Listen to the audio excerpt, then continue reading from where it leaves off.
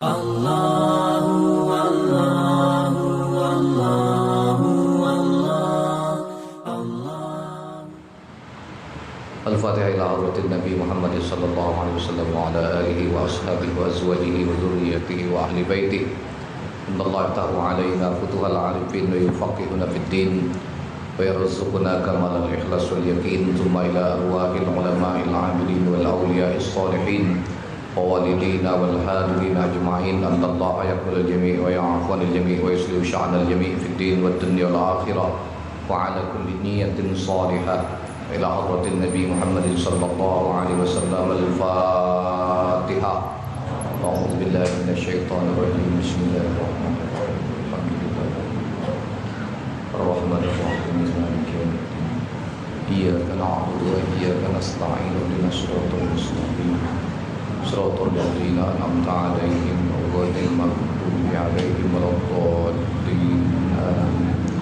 Assalamualaikum warahmatullahi wabarakatuh. Waalaikumsalam warahmatullahi wabarakatuh. Bismillahirrahmanirrahim. Alhamdulillahi rabbil alamin. Wassalatu wassalamu ala asyrafil anbiya'i wal mursalin sayyidina wa maulana Muhammadin wa ala alihi wa sahbihi ajma'in. Qala al-muallifu rahimahullahu ta'ala wa adaman naf'an bi'ulumihi fi daraini amin. Qala Allah ta'ala fi kitabihil aziz, qalu subhanaka la ilma lana illa ma 'allamtana innaka antal alimul hakim. Adada kulli harfin kutiba aw yuktabu abadal abidin wa daharad dahirin. Rabbi shrah li sadri wa yassir li amri wa hlul 'uqdatam min lisani yafqahu qawli. Amma ba'd. Hadirin wal mustami'in al-kiram rahimakumullah. Alhamdulillah, puji syukur kehadirat Allah Subhanahu wa taala yang sampai saat ini telah mentakdirkan kita untuk hadir di majelis zikir, majelis ilmu pengetahuan. Salawat teriring salam kita mohonkan pula kepada Allah Subhanahu wa taala agar tetap dilimpahkan kepada qudwah dan uswah kita Sayyiduna wa Nabiyyuna wa Habibuna Muhammad sallallahu alaihi wa alihi wasallam, pada para keluarga, sahabat dan sekalian pengikutnya hingga akhir zaman. Tanpa terkecuali kita yang hadir pada malam hari ini, semoga pada saatnya Allah berkenan untuk menggolongkan kita menjadi ahlu syafaat Rasulullah di yaumil qiyamah. Amin ya rabbal alamin. Bersyukur kita kepada Allah Subhanahu wa taala yang pada malam hari ini masih mengkaruniakan hidayah kepada kita semua, sehingga hati kita masih tergerak untuk hadir di salah satu tempat terbaik di muka bumi, yaitu di dalam majelis zikir, majelis ilmu pengetahuan. Tidak ada tempat di muka bumi ini yang Allah Subhanahu wa taala nyatakan melalui Rasul sallallahu alaihi wasallam menjadi taman-taman surga melainkan majlis ilmu pengetahuan. Kebetulan kita hadir malam hari ini di majlis ta'lim Raudhatul Ilmi, tamannya ilmu. Mudah-mudahan bukan cuma malam hari ini kita berkumpul di dalam taman ilmu, tapi juga sampai di akhirat Allah Subhanahu wa taala pertemukan kita juga di satu tempat di mana Allah mengumpulkan orang-orang yang mencintai ilmu, mencintai majelis ilmu di dalam taman surganya Allah Subhanahu wa taala. Iza marartum birriyadil jannah farta'u fiha. Apabila lalu kalian, kata Rasulullah, di satu kebun sorga, maka berhentilah, ambillah manfaat dari apa yang ada di dalam kebun surga tersebut.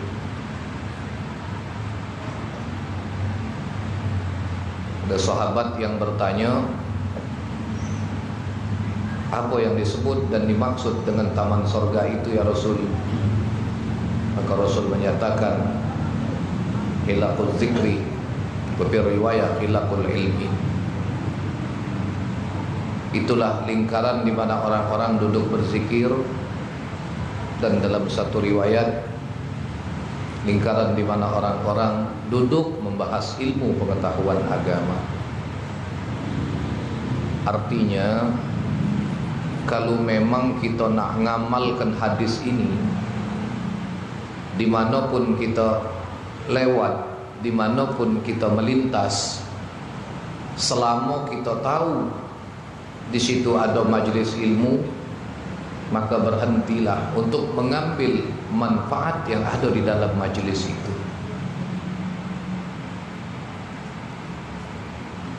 Dan ini hadirin sekalian, cuma Allah Subhanahu wa ta'ala berikan kepada orang-orang yang menjadi umatnya Nabi Muhammad sallallahu alaihi wasallam. Adapun umat-umat yang lain, umat-umat sebelumnya, tidak ada nabi-nabinya yang menyatakan mereka duduk di majelis ilmu itu sebagaimana mereka duduk di kebun surga, kecuali kekhususan ini Allah Ta'ala berikan kepada kita umatnya Nabi Muhammad sallallahu alaihi wasallam. Maka bersyukur kita kepada Allah Subhanahu wa ta'ala, Allah mentakdirkan kita untuk hidup menjadi bagian daripada umatnya Nabi Muhammad sallallahu alaihi wasallam. Andai kata Allah Subhanahu wa ta'ala takdirkan kita hidup di zaman kaum Samud, di masa Nabi Saleh, mungkin kita tidak akan sanggup untuk menjalani kerasnya kehidupan pada saat itu. Karena kaum Samud itu gawinya mengukir gunung batu, batu dipahat. Begitu juga andai kata Allah Subhanahu wa ta'ala takdirkan kita hidup di zaman Nabi Musa alaihi salam, mungkin kita tidak akan sanggup hidup bersama kaum Bani Israel dengan syariatnya yang begitu berat.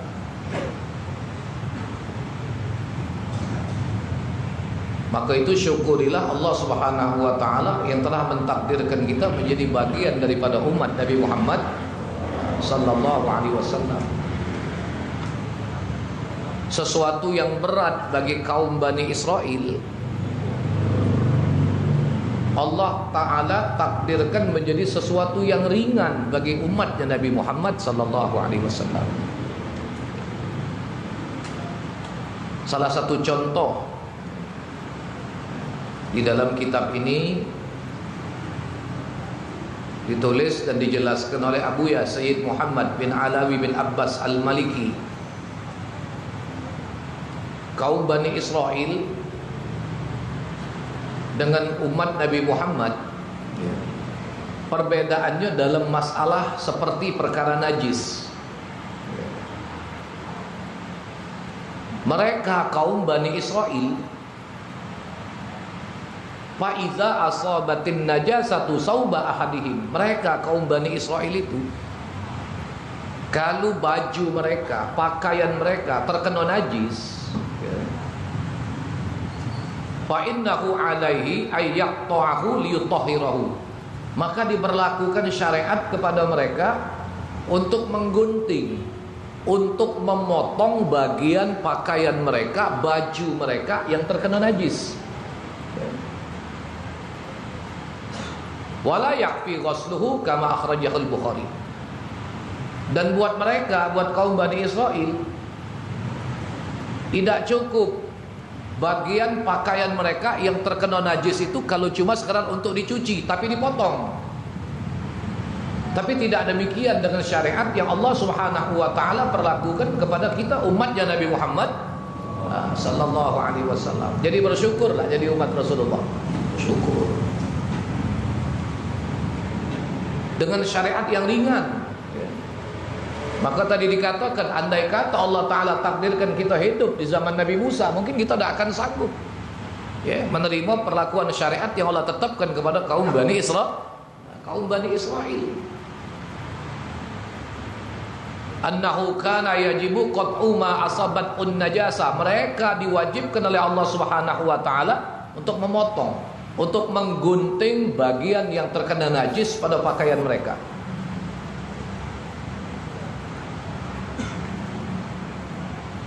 Sampai dijelaskan oleh Rasul sallallahu alaihi wasallam dalam satu hadis yang diriwayatkan oleh Imam Abi Daud, kanu iza asabal baulu jasada ahadihim qata'u ma asabahul baulu minhum. Mereka, kata Rasul sallallahu alaihi wasallam, apabila pakaian mereka terkena percikan bekas air seni, bekas air kencing mereka, maka mereka diwajibkan untuk menggunting bagian baju mereka, bagian daripada pakaian mereka yang terkena najis tersebut. Tapi buat umatnya Nabi Muhammad sallallahu alaihi wasallam, terlepas apakah itu najisnya najis mukhaffafah atau najisnya najis mutawassithah atau najisnya najis mughallazah. Najis mukhaffafah itulah najisnya anak bayi, ya. Najis ringan, bayi yang mana?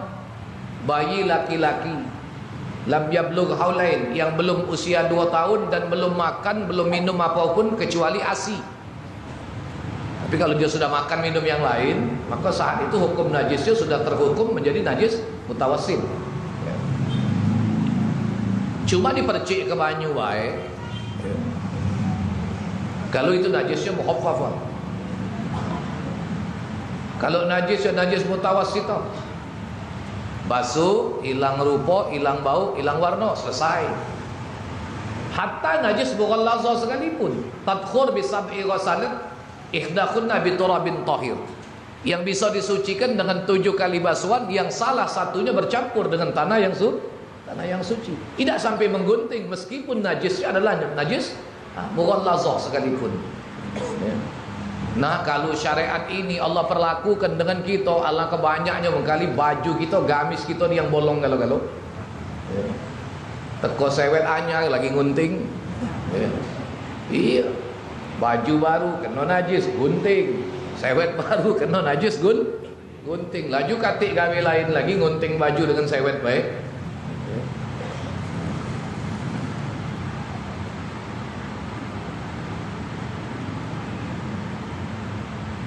Ini yang membandingkan kita keringanan yang Allah Ta'ala berikan kepada kita umat Nabi Muhammad sallallahu alaihi wasallam dibanding dengan kaum Bani Israel. Ya. Kemudian yang kedua, apa perbandingannya? Adamu muakalatil haid. Kaum Bani Israel, ini mohon maaf sebelumnya, ya. Kalau istri-istri mereka dalam keadaan haid, mereka tidak diperbolehkan makan sama-sama, tidak diperbolehkan minum sama-sama, jauh kian nak tidur sama-sama. Ya. Bahkan mereka diwajibkan oleh Allah Subhanahu wa taala untuk meninggalkan istri mereka di rumah. Mereka wajib keluar, tidak boleh balik kecuali istri mereka sudah mereka yakini dalam keadaan suci.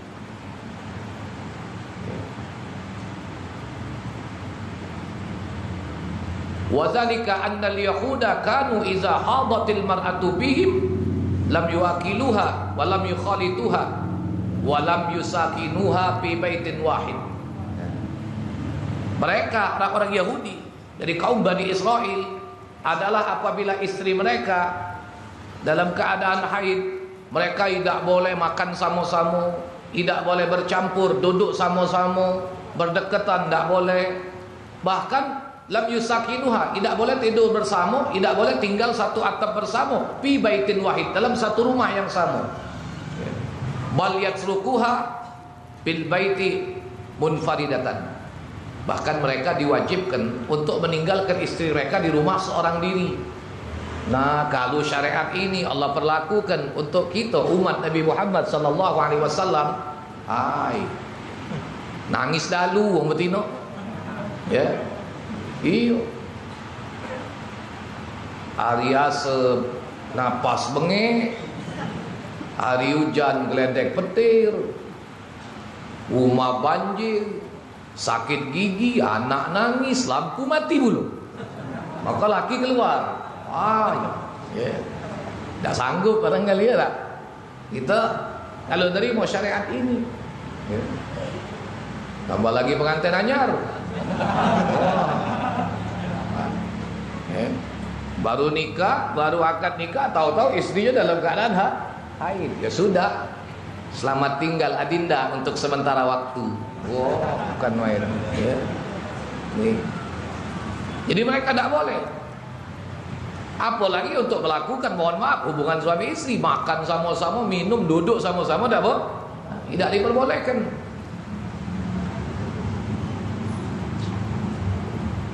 Tapi tidak demikian dengan syariat yang Allah Subhanahu wa taala perlakukan kepada kita umat muslim, kepada umatnya Nabi Muhammad sallallahu alaihi wasallam. Dalam satu hadis Rasul sallallahu alaihi wasallam menyatakan, yang diriwayatkan oleh Imam Muslim dalam sahihnya, isna'u kulla syai'in illa nikah. Kalau istri kalian dalam kondisi haid, ketika dalam menstruasi, lakukan segala sesuatu yang ingin kalian lakukan, kata Rasulullah, illa nikah, kecuali jima, persetubuhan yang tidak boleh. Ya. Jadi boleh Ustaz? Boleh, ini Nabi yang ngomong. Ya. Cuma yang tidak boleh itu gawi yang siko itu. Ya. Nah, apalagi yang mesti kita nafikan kemuliaan yang Allah Subhanahu wa taala jadikan bagi kita umatnya Nabi Muhammad sallallahu alaihi wasallam. Apalagi kalau kita ditakdirkan oleh Allah Subhanahu wa taala hidup di zaman Nabi Nuh alaihi salam menghadapi banjir yang demikian hebatnya. Barangkali mungkin kita termasuk salah satu di antara orang yang tidak selamat. Karena bisa jadi pada saat itu mungkin kita tidak beriman dengan keimanan Nabi Nuh alaihi salam. Ya. Nah, buat umat Nabi Muhammad sallallahu alaihi wasallam, dalam Al-Quran Allah Subhanahu wa taala nyatakan, wa yas'alunaka 'anil mahid qul huwa adza. Jika mereka bertanya kepada engkau tentang haid, maka katakanlah haid itu adalah penyakit. Maksudnya darah penyakit yang sudah keluarnya teradat dari rahim seorang perempuan. Fa'tazilun nisaa fil mahid. Maka jauhi istri-istri kalian, perempuan kalian ketika mereka dalam kondisi haid. Maksud jauhi di situ tidak boleh melakukan persetubuhan. Yang lain makan sama-sama masih boleh, minum sama-sama masih boleh, nonton TV sama-sama masih boleh. Lajulah pokoknya. Bininya nian. Ya. Illa nikah, kecuali melakukan persetubuhan. Ya. Pokoknya banyak keringanan-keringanan yang Allah Subhanahu wa taala berikan kepada kita umatnya Nabi Muhammad sallallahu alaihi wasallam apabila kita bandingkan dengan umat-umat terdahulu. Tapi kadang-kadang Allah Subhanahu wa taala sudah takdirkan kita jadi bagian umat Nabi Muhammad, masih ada yang tidak bersyukur. Syariat yang sudah dimudahkan oleh Allah Subhanahu wa taala. Begitu juga dalam hal berbuat salah, dalam hal berbuat dosa. Wah, kita bersyukur kepada Allah Subhanahu wa taala. Allah taala masih menutupi keaiban kita. Allah Subhanahu wa taala masih menutupi segala keburukan-keburukan kita. Maka sadarilah hadirin sekalian, ketika kita masih berjalan dengan dada tegak membusung ke depan, wajah masih bisa memandang ke depan dengan lurusnya, itu semata-mata karena keaiban kita masih ditutup oleh Allah Subhanahu wa taala. Andai kata Allah buka keaiban kita seujung kuku, mungkin kita tidak sanggup berjalan untuk memandang makhluk.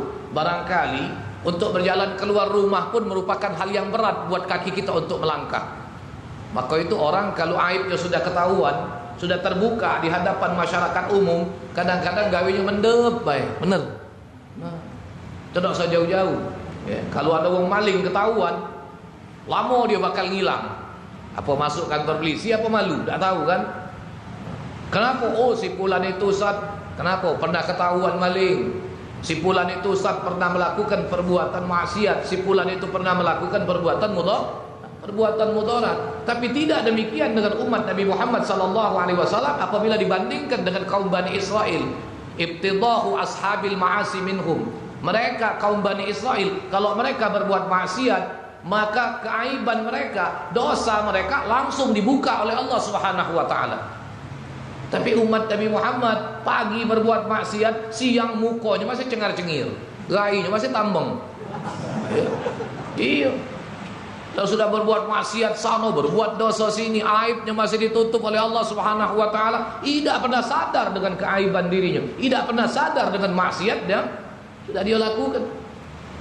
Faqad kana Banu Israil iza aznaba ahaduhum zamban. Mereka kaum Bani Israel apabila mereka berbuat satu perbuatan dosa, salah satu di antara mereka, au fa'ala ma'siyatan, atau di antara mereka ada yang melakukan perbuatan maksiat, fa innahu iza asbaha yajidu maktuban ala babi darihi fulanun fa'ala kaza wa kaza. Kaum Bani Israel, mereka apabila melakukan perbuatan dosa, apabila mereka melakukan perbuatan maksiat, maka apabila di waktu pagi harinya mereka mendapati tertulis di pintu rumahnya, sesungguhnya si fulan telah berbuat dosa ini dan itu, si fulan telah berbuat maksiat ini dan itu. Tertulis. Umpamanya namanya si fulan, malamnya maling, besok pagi tahu-tahu depan rumahnya sudah tertulis, sesungguhnya si fulan tadi malam telah maling. Siapa nuliskannya Ustaz? Jangan kepo. Ya. Itu syariat Allah yang sudah Allah Subhanahu wa taala tentukan untuk kaum Bani Israel, untuk kaum Bani Israel. Ya. Jadi siapa yang diperintahkan Allah? Ada malaikat yang memang sudah dikhususkan oleh Allah untuk melaksanakan tugas itu terhadap kaum Bani Israel, terhadap kaum Bani Israel. Bahkan bukan cuma dosa maksiatnya, bukan cuma kesalahannya, bukan cuma keaibannya yang Allah tuliskan di depan pintu rumahnya, ya. Tetapi wa kafaratuha kaza wa kaza, langsung sanksinya apa yang harus mereka lakukan sudah tertulis di pintu itu.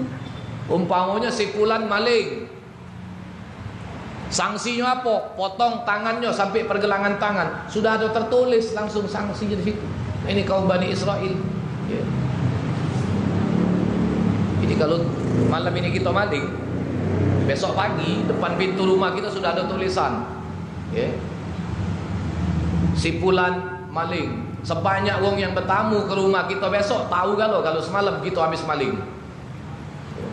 Si fulan minum khamar, besok pagi depan pintu rumahnya sudah ada tulisan, tadi malam si fulan telah minum khamar. Meskipun sedikit Ustaz, meskipun sedikit.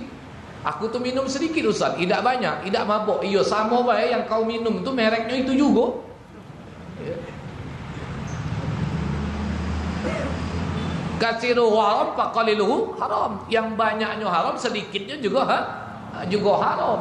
Ya.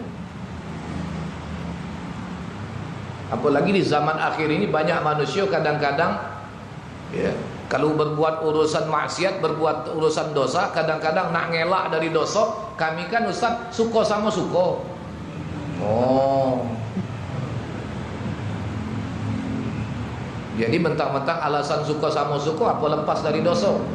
Makan riba, mana ke duit, ya tak? Dia tuh ngelebih ke terus Ustaz. Dia suka, aku suka, sama baik, ya tak? Yang lebih itu yang namanya riba, ya. Aku tidak maksa Ustaz, tapi ngelebih ke, cuma aku tuh waktu dia minjem Ustaz ngomong, pokoknya kau tuh ejo ke aku, sama baik, ya.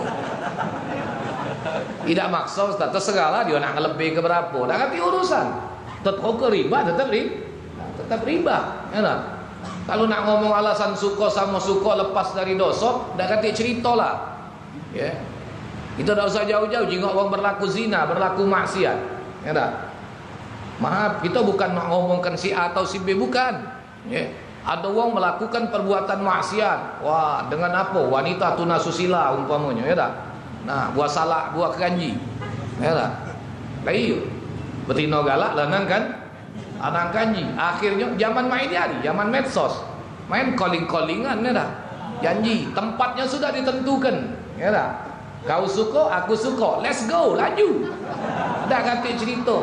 Habis transaksi, terjadi perbuatan, ya tak? Nah, harga sudah nego. Selesai, hau, selesai, bayar. Ya tak? Nah, begitu bayar, ya tak? Nyawa pula yang betina itu. Suka kak? Suka. Iya. Dengan kau. Suka apa ni? Pertanyaannya, apakah yang sikok suka, yang sikok ikhlas sama-sama redha, lantas kedua orang ini lepas dari dosa? Dah hati. Ya. Meskipun kita dalam unsur keterpaksaan, kalau kita ikut menikmati, hukumnya tetap sama. Diajak orang maling, aku tu terpaksa Ustaz, pokoknya pergi je lah, dosanya tanggunglah dia. Dah hati. Kita diajak maling dah lah, walaupun dipaksa tapi galak, melok nikmati juga. Pokoknya awas, dosanya tanggunglah kau. Tak kata lah cerita dosa sikok bagi dua tu, wala taziratu waziratun wizra ukhra. Allah Ta'ala tidak akan menanggungkan dosa seseorang kepada orang lain. Jadi kalau anak sikok, ente sikok juga dosanya, tetap sama. Ya. Nah, buat umat Nabi Muhammad sallallahu alaihi wasallam, maksiat apapun yang dia perbuat ditutup oleh Allah Subhanahu wa taala. Namun tidak demikian dengan kaum Bani Israel. Dosa maksiat mereka langsung tertulis di pintu rumah, bahkan kifarat sanksi hukumannya pun sudah tertulis. Wa yara zalikal khas wal 'am. Dan dapat melihat semua perbuatan dosa maksiat itu, baik orang-orang yang khusus ataupun orang-orang yang umum. Siapapun dapat melihat amal perbuatan dosa yang dilakukan oleh kaum Bani Israel yang tertulis di pintu rumahnya. Amal ummatul Muhammadiyah, adapun buat umatnya Nabi Muhammad sallallahu alaihi wasallam, fa innallaha tafaddala 'alaiha bis-satri. Tapi bagi umat Nabi Muhammad sallallahu alaihi wasallam, Allah Ta'ala lebihkan, Allah Ta'ala muliakan dengan satri, ditutupnya keaiban itu oleh Allah Subhanahu wa taala. Bahkan Rasulullah juga melaknat, Allah juga marah kalau umat Nabi Muhammad itu berbuat dosa, justru dia menceritakan dosa maksiatnya. Jadi pertanyaannya, boleh tak Ustaz, kalau kita sudah berbuat dosa, kita sudah berbuat maksiat, kita bercerita Ustaz, tapi tujuannya untuk minta pencerahan agar kita bertaubat? Boleh, tapi carilah wong yang amanah, ya. Dan tak usah dirinci. Ini nak dirinci ginian, ya. Aku Ustaz tahun 2000 mabuk tu lah gawe aku. Nah 2003 Ustaz mulai Ustaz narkoba, sabu-sabu yang nyedot itu ya. Ai, yang makin sedot-sedot makin pipet itu. Ai, pokoknya Ustaz gawe aku tiap hari, tak tahu duit dari mana ngisap setua itu, ya. Mahal loh setua itu, kan murah, ya. Tapi dengan anak bini berpecit duit belanja, ya. Beli setua itu ada mahal, setua itu seji itu mahal lah, ya, macam-macam, ya. Anak tu pun kau tahu tu galak nonton berita, ya. Lah iyo, makanya kita bingsal lah, tu wong katik gawe, pagi tidur, siang tidur, sore duduk depan rumah, ngopi, ngerokok je, pecah santainya, tapi duitnya banyak terus, rupanya jualan setua itu. Nah, mamang itu, ya. Allah.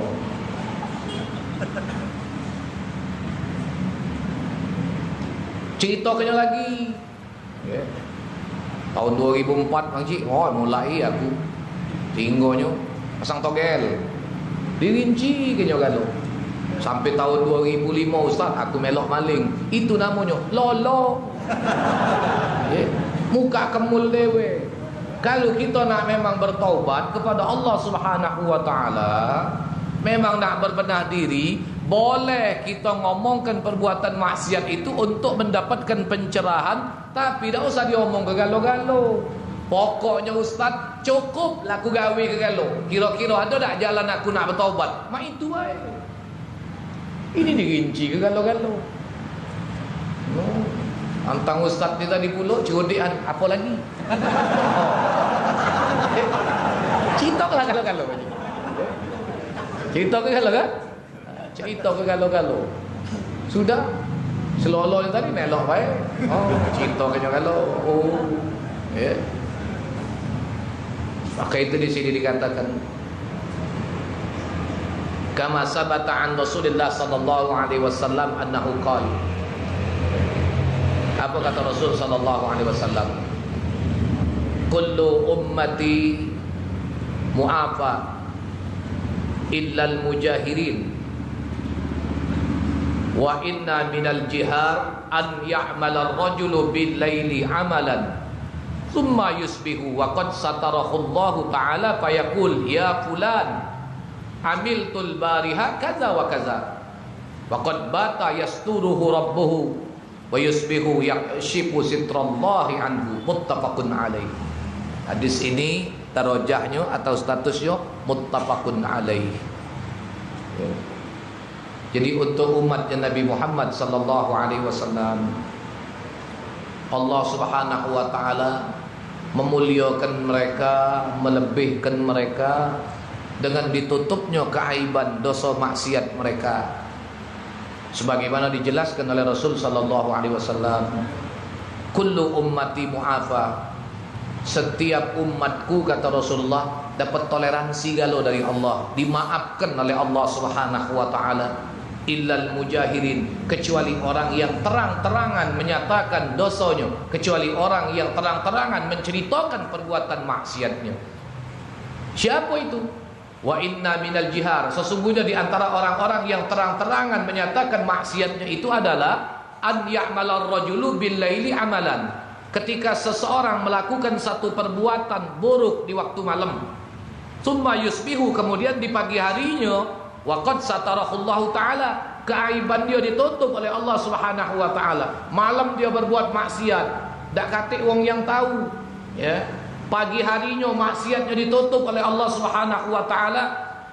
Tahu-tahu dia dewek ngomong. Apa yang dia omongkan? Ya fulan amiltul bari hatta kaza wa kaza. Ya fulan, kemarin malam aku sudah melakukan perbuatan ini dan itu. Mabuk dia cerita ke?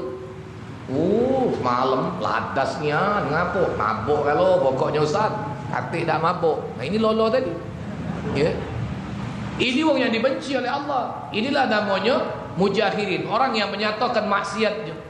Wa qad bata yasturuhu rabbuhu, padahal malam harinya dia tidur dengan nyenyak keaiban dia, maksiat dia, perbuatan dosa dia sudah ditutup oleh Allah Subhanahu wa taala. Wa yusbihu yakshif sitrallahi anhu, pagi harinya maksiatnya masih ditutup oleh Allah. Tahu-tahu dia dewe yang menyatakan maksiatnya, menceritakan perbuatan dosanya.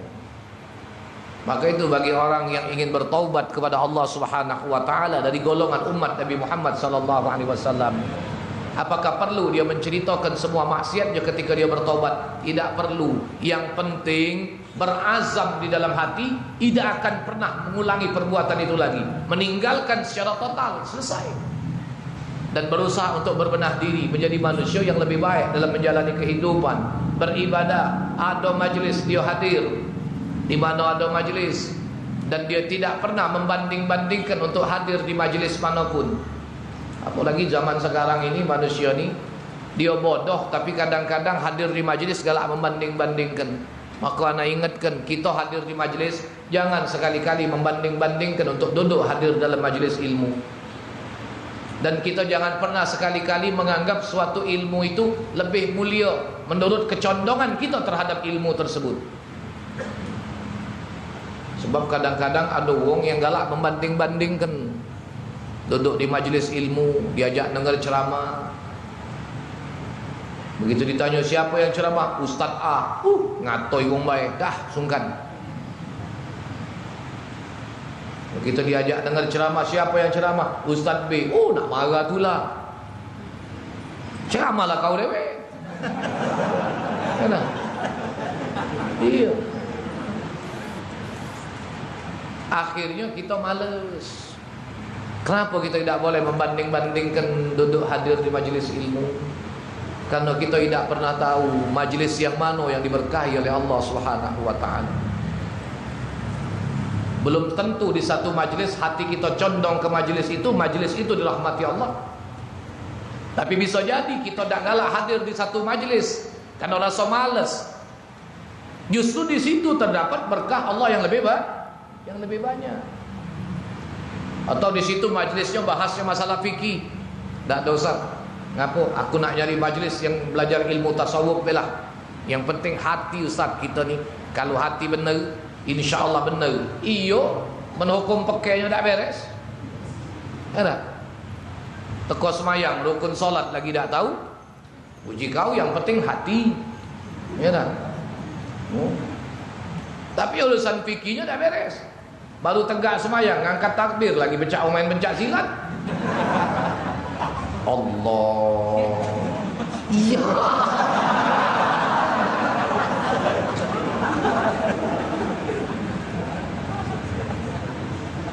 Mayang baru bertakbir, main pencak silat. Ya. Ni yang penting kan hati Ustaz. Maka itu tasawuf tu penting. Ya. Ujung-ujungnya baru bertakbir baca Fatihah, palanya manggut-manggut. Teko badannya bergoyang-goyang galuh. Nah ini sudah nyala. Salah satu mutaharrakatun mutawaliyah. 3 kali bergerak anggota badan yang besar ini berturut-turut. Batal hukum solat. Tapi hati kan kepada Allah Ustaz. Iyo, hati kau kepada Allah. Cuma Rasulullah ada tak ngajari kau solat tu badan bergoyang-goyang itu, pecah tegak pucuk pir itu. Oh, badan goyang-goyang. Yang penting hati Ustaz. Iyo, memang hati itu penting. Cuma ada tak Nabi tunjuk contoh mata semayang itu, waktu semayang mata tu menjem cak kau tu. Mata menjem. Allahu Akbar. Bismillahirrahmanirrahim. Menjem mata. Katik Nabi ngajar ke semayang mata menjem. Ya. Tapi Ustaz, aku jujur baik, kalau semayang mata aku menjem, aku rasa lebih khusyuk. Kau tu bukan khusyuk, ngantuk. Ya, palanya manggut-manggut. Itu ngantuk bukan lu? Khusyuk idamah itu sukutul a'dha, mantap anggota bah. Allahu Akbar, mantap anggota badan. Maka itu kata Imam Ghazali dalam kitab Ihya pada bab ilmu, jangan sekali-kali kau membandingkan, menganggap satu ilmu itu lebih tinggi karena berdasarkan kecondongan hatimu terhadap suatu ilmu. Ya. Jangan. Kita condong dengan ilmu fikih, senang dengan pelajaran fikih. Ya. Jangan kita mencemooh orang yang belajar tauhid. Kita senang dengan pelajaran Al-Quran, pakai ngajinya bertajwid, pakai irama. Jangan kita meremehkan orang yang belajar fikih. Nah, yang galak kita temui ini kadang-kadang meremehkan ini, melecehkan ini. Dia sibuk belajar pakai tauhid. Oh, yang penting hati ini tak ada syirik. Yang penting hati dah selamat. Tak boleh. Sebab masing-masing ilmu itu ibarat mata rantai yang saling bersambung, yang saling mengikatkan. Maka rantai ini bisa berfungsi dengan sempurna kalau dia bersambung. Ilmu fikihnya ada, ilmu tauhidnya ada, tasawufnya jalan, baca Qurannya juga bagus, ya. Makhraj hurufnya dengan tajwidnya bagus. Tidak pula nak berlagu-lagu model qori-qori nasional itu. Yang penting sifat hurufnya, tajwidnya benar. Bismillahirrahmanirrahim. Jadilah. Tak pula nak bergaya-bergaya. Ini suara jahat, nafas pendek. Nak macam model qori-qori yang hebat-hebat. Bismillahirrahmanirrahim. Tak sampai ke mim, nafas putus. Hai buat dosa wae. Ya. Iya. Jadi yang penting hurufnya benar, tajwidnya benar. Apa hukumnya Ustaz berirama yang berlagu-lagu itu? Tidak jadi fardu ain.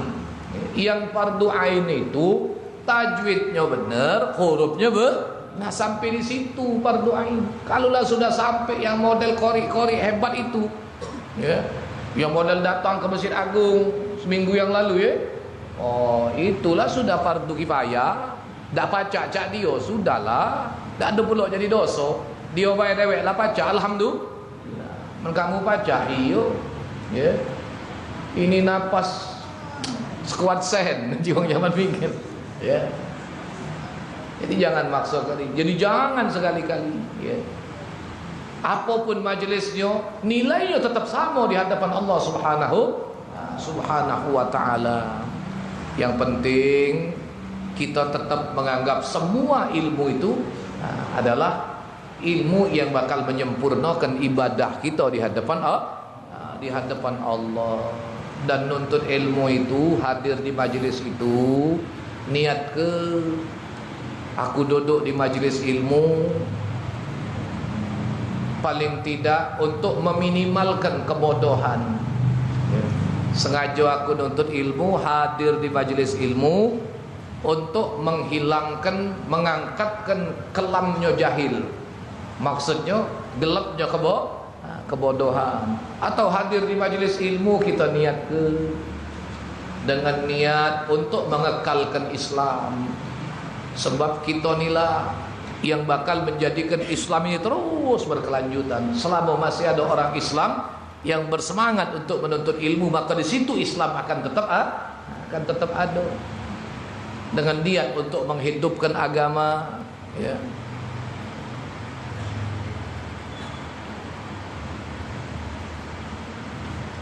Kemudian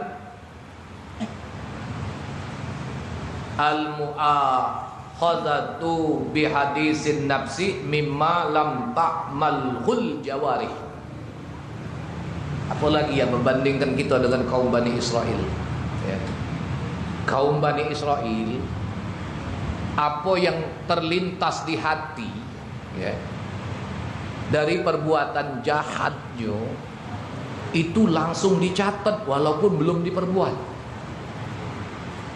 Umpamanya dia berazam besok nak melakukan perbuatan maksiat, ya. Sudah dicatat bahwa dia sebagai orang yang menjadi pelaku maksiat. Tapi tidak demikian dengan umatnya Nabi Muhammad sallallahu alaihi wasallam. Justru kebalikannya yang Allah Ta'ala berikan kepada umat Nabi Muhammad sallallahu alaihi wasallam. Kita kalau berniat untuk berbuat baik, Allah sudah catat dapat pahala berbuat baik. Tapi kalau baru terniat untuk melakukan perbuatan maksiat, itu tidak akan dicatat sebagai perbuatan dosa maksiat. Sehingga terlebih dahulu perbuatan itu dia nyatakan langsung dengan perbuatannya, ya.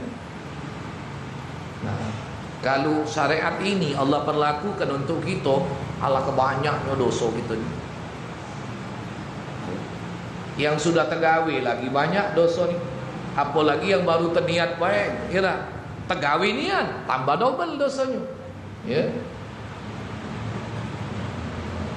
Nah ini umat Nabi Muhammad sallallahu alaihi wasallam. Allah Ta'ala berikan dianya kemuliaan, tidak dicatat selama itu masih terlintas di dalam hati, ya. Atau mungkin kita menyepelekan wong dalam hati, ya. Atau mungkin kita ingin melakukan perbuatan mudarat, ya. Dan selanjutnya, ya, apa perbedaannya umat Nabi Muhammad dengan kaum Bani Israel? Qatlun nafsi bit taubah. Oh, ini lebih berat lagi. Andai kata syariat ini Allah Subhanahu wa taala perlakukan kepada kita umat Nabi Muhammad sallallahu alaihi wasallam. Mereka kaum Bani Israel, tanda taubatnya diterima kalau mereka ikhlas untuk bunuh diri. Jadi kalau mereka bunuh diri itu tanda taubatnya diterima. Tapi umat Nabi Muhammad bunuh diri itu termasuk dosa besar, ya. Bayyana lahum Musa alaihi salam tariqat taubati ba'dal azmi 'alaiha. Maka itu Nabi Musa alaihi salam menerangkan kepada mereka, kepada kaum Bani Israel, tentang jalan taubatnya mereka setelah mereka berazam untuk melakukan taubat. Mereka bersungguh-sungguh untuk melakukan taubat. Wa huwa ay yaqtalal bari'u minhumul mujrim. Mereka mesti siap untuk melakukan perbuatan bunuh diri. Tanda taubatnya diterima, mereka bunuh diri. Nah, siapa yang berani bunuh diri, itulah tanda taubatnya diterima. Dan ini Allah nyatakan dalam Al-Quran, "Fatubu ila bari'ikum faqtulu anfusakum." Maka taubatlah kalian kepada Tuhanmu, maka bunuhlah jiwa kalian. Bunuh diri, ya. Kita bunuh diri dalam Islam, oh, dosa besar, ya. Bunuh diri. Kenapa? Itu dianggap sebagai upaya, ya, untuk mendahului ketentuan Allah Subhanahu wa taala. Ada bunuh dirinya dengan minuman keras, ya. Minuman keras itu lagi dilarang. No, ini dicampur dengan apa itu, olesan anti nyamuk, ya, minuman keras. Tambah lagi obat tidur pula, tambah lagi sakit kepala. Itu namanya sengaja mencari mati, sama dengan bunuh diri. Uji dia tu hebat. Bukan hebat itu, al-buyan. Namanya buyan, ya. Itu perbuatan bunuh diri, minal kabair, maka itu termasuk dosa besar. Kita ni kesian bukan dengan dia, kesian dengan keluarganya, ya. Ada kan minuman keras, ya, dicampur dengan larutan anti nyamuk, campur juga dengan obat sakit kepala. Minuman keras baik lagi lah sudah nyusah ke, lagi sudah dimurkai oleh Allah, apa lagi tambah dengan hal-hal yang macam itu, ya. Masa gawak ke masjid, ke mayitnya mundur maju, semayang ke apa tidak? Semayang ke apa tidak? Tak semayang ke, kesian dengan keluarganya, ya.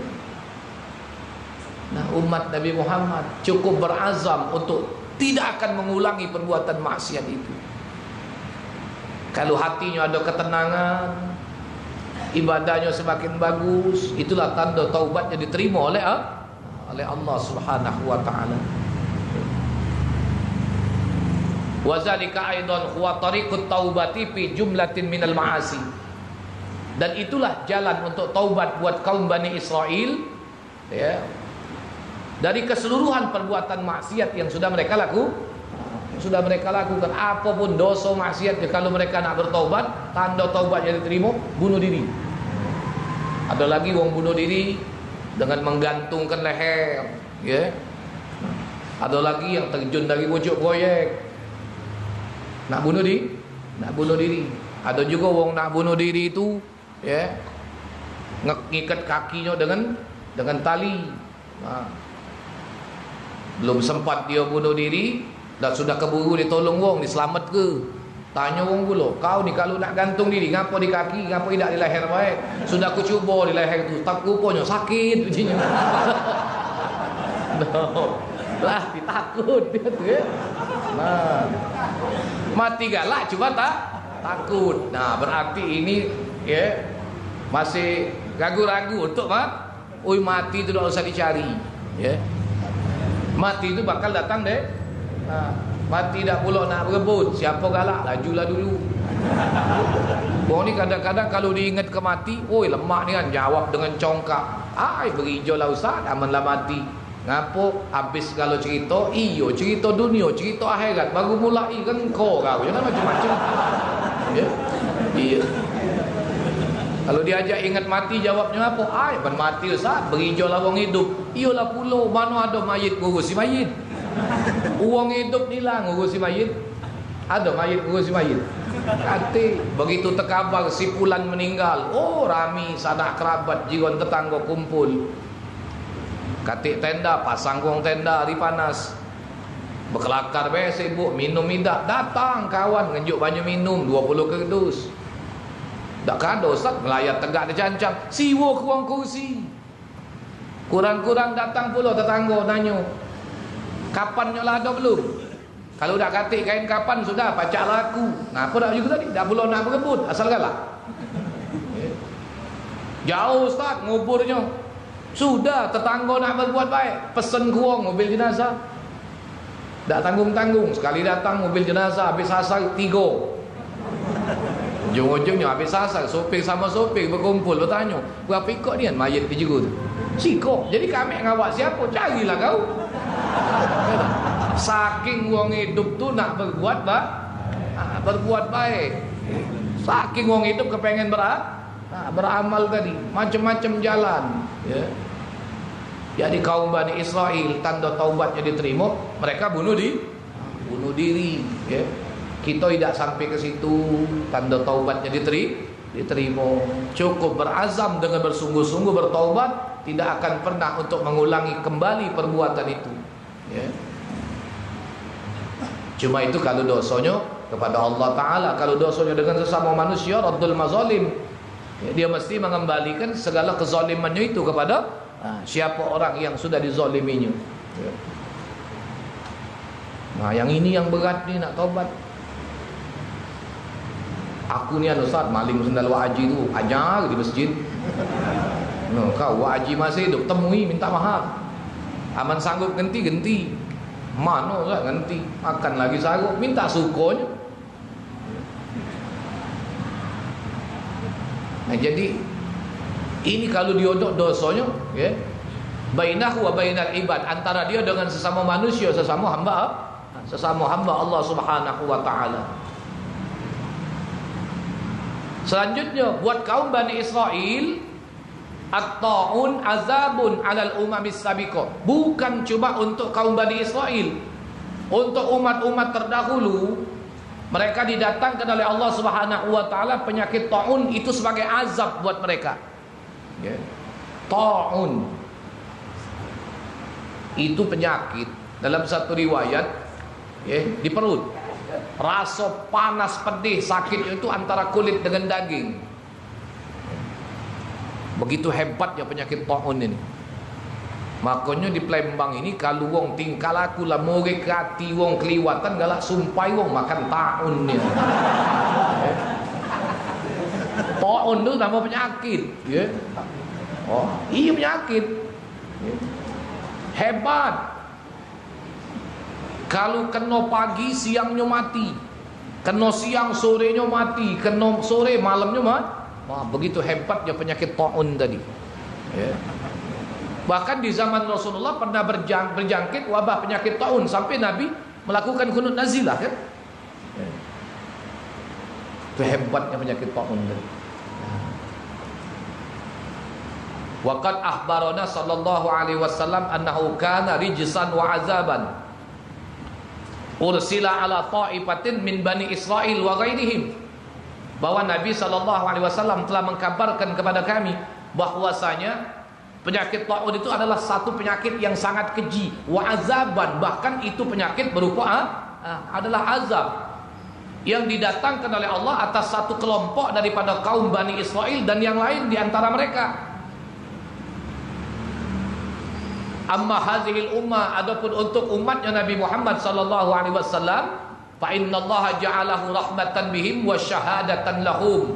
Tapi buat umat Nabi Muhammad sallallahu alaihi wasallam, penyakit ta'un ini dijadikan oleh Allah ja'alahu rahmatan bihim, menjadi rahmat buat umat Nabi Muhammad, wa syahadatan lahum, dan kalaupun mereka mati karena berjangkitnya penyakit ta'un ini, dianggap mereka sebagai orang yang mati syahid di hadapan Allah Subhanahu wa taala. Tapi jangan minta-minta, ya. Ada yang bertanya, jadi Ustaz cak mana nian bentuknya penyakit ta'un? Ana juga tak baca gambar kenyo. Cuma berdasarkan riwayat yang pernah didengar, pernah dibaca, cak itulah. Sakitnya di perut, panas pedih, bukan main, ya. Yang sakitnya itu di antara daging dengan kulit. Baca dah kamu bayangkan antara daging dengan kulit, ya. Kaza fis sahih, begitulah diriwayatkan di dalam keterangan yang sahih di dalam kitab Al-Mawahibul Ladunniyah.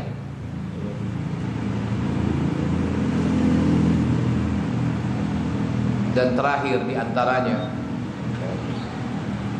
Yang membedakan umat Nabi Muhammad dengan kaum Bani Israel ini adalah diharamkan bagi mereka untuk beraktivitas duniawi di hari raya mereka.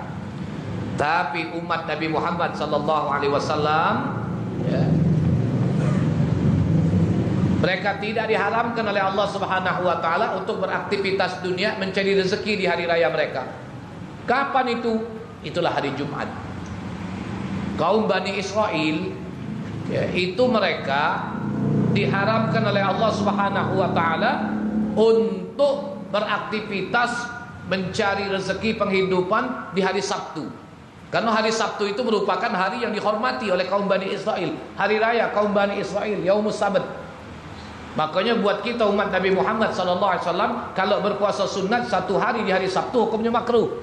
Termasuk berpuasa sunat satu hari di hari Jumat. La tasumu yaumal jumu'ah. Janganlah kalian berpuasa, kata Nabi, di hari Jumat.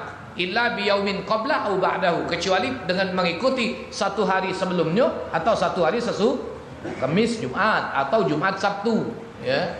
Kalau dia berpuasa sunat cuma satu hari.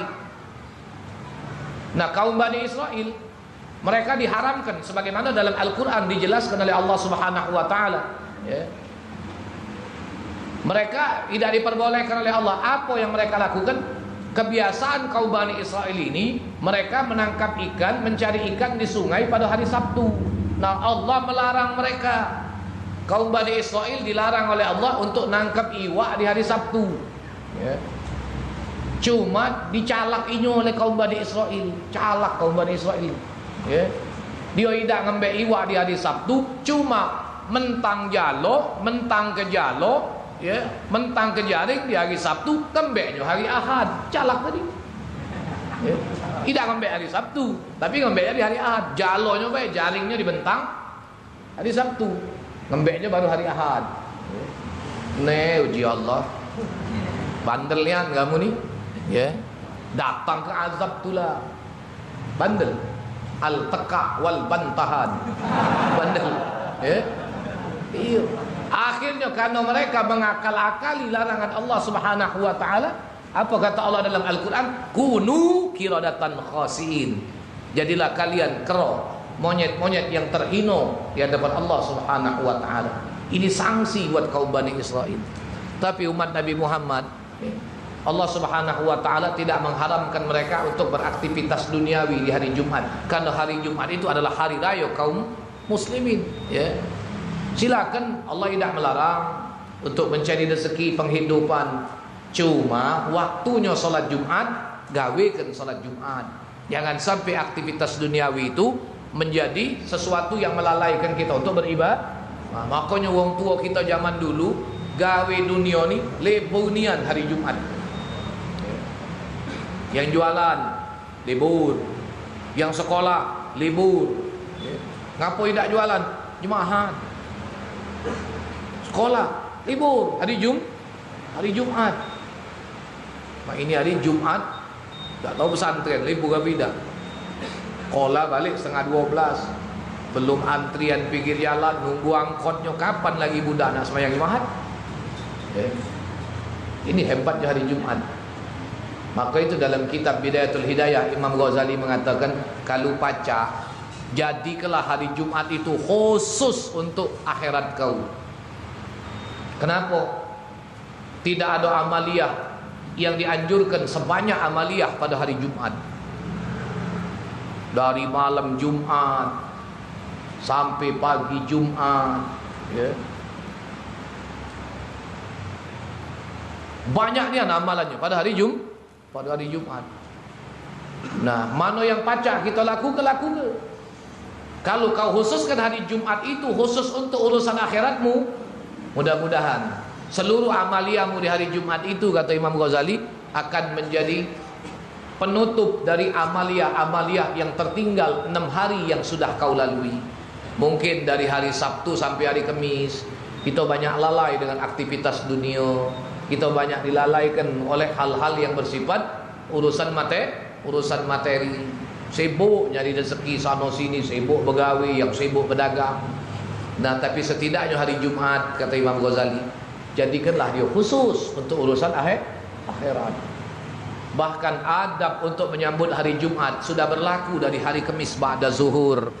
Mulai nyiap ke pakaian yang berwarna putih, mulai nyiap ke wangi-wangian. Ada anjuran untuk memotong kuku. Malam Jumat ada anjuran baca Yasin, baca Kahfi, baca Tabarok. Subuh Jumat ada anjuran sunnah dalam solat subuh untuk membaca surat sajadah. Ya. Ada anjuran untuk ziarah kubur di hari Jumat. Ada anjuran untuk hadir lebih awal di hari Jumat. Sampai Nabi katakan, siapa yang hadirnya di awal untuk melaksanakan solat Jumat, maka nilainya seolah-olah dia sudah melakukan bersedekah, sebagaimana sedekah seekor onta yang hadir di saat kedua. Cuma pertanyaannya, siapa orang yang dapat pahala unta itu? Apakah yang datang jam 11? Liwat. Dalam kitab Syiarus Salikin dijelaskan yang dapat pahala unta itu siapa yang sudah i'tikaf di masjid dari saat terbit fajar di hari Jumat sampai waktu pelaksanaan salat Jumat, yang itu boleh unta. Aman datang setengah 12 telur ayam. Ya. Iya. Datang setengah 12 tak boleh unta. Tak ada apa. Ya. Nah, maka itu kita dianjurkan untuk memanfaatkan hari Jumat itu. Ya. Inilah hadirin sekalian, di antaranya hal yang membedakan antara kaum muslimin dengan kaum Bani Israel. Maka nikmat apa yang harus kita ingkari ketika Allah Ta'ala jadikan kita sebagai bagian daripada umat Nabi Muhammad sallallahu alaihi wasallam. Mudah-mudahan ya, sedikit materi yang disampaikan malam hari ini bermanfaat, menjadi tambahan ilmu pengetahuan, wawasan buat kita sekalian. Sekedar menggantikan guru kita Al-Ustaz Haji Ahmad Taufik bin Haji Muhammad Asnuri. Kita doakan beliau sesudah majlis ini, mudah-mudahan beliau disehatkan oleh Allah, Allah afiatkan, ya, Allah angkat segala sakit penyakitnya sehingga dapat kembali untuk menebarkan ilmu dan manfaatnya kepada kita sekalian. Bismillahirrahmanirrahim. Alhamdulillah rabbil alamin. Allahumma salli wa sallim ala sayyidina Muhammad wa ala ali sayyidina Muhammad. Allahumma iftah lana min abwabil ilmi wa yassir lana min abwabil ilmi wa zidna ilman wa fahman fil laili wan nahar. Allahumma awrisna ilma ma lam na'lam nashkur lillah. Allahumma inna stauda'naka ma qara'nahu ma sami'na fardudhu ilayna inda hajatina ilaihi. Rabbana atina fid dunya hasanah fil akhirati hasanah wa qina azaban nar. Sallallahu ala sayyidina Muhammad wa ala alihi wa sahbihi ajma'in walhamdulillah rabbil alamin. Summa al-Fatihah ala niyatir ridha wal qabul. Anallahu yarzuqu sihatan wa afiyah was salamah min kulli baliyah wa adiyah wa da' wal alam wal amrad wal asqam. Khususan ala niyatir siha wa shifa ustazuna Haji Ahmad Taufik bin Haji Muhammad Asnuri. Anallahu yashfihi shifaan ajilan tamman kamilan wa ala kulli niyatin salihah wa ila hadratin Nabi Muhammadin sallallahu alaihi wasallam. Al-Fatihah. A'udzu billahi minasyaitonir rajim. Bismillahirrahmanirrahim. Alhamdulillah. Ar-Rahmanir Rahim. Maliki yaumiddin. Iyyaka na'budu wa iyyaka nasta'in. Ihdinas siratal mustaqim. Siratal ladzina an'amta 'alaihim ghairil maghdubi 'alaihim waladdallin. Bismillahirrahmanirrahim. Alhamdulillah rabbil alamin. Allahumma salli wa sallim ala sayyidina Muhammadin tibbil qulub wa dawaiha wa afiyatil abdan wa shifaiha wa nuril absar wa diyaiha wa qutil arwah wa ghizaiha wa ala alihi wa sahbihi wa barik wa sallim.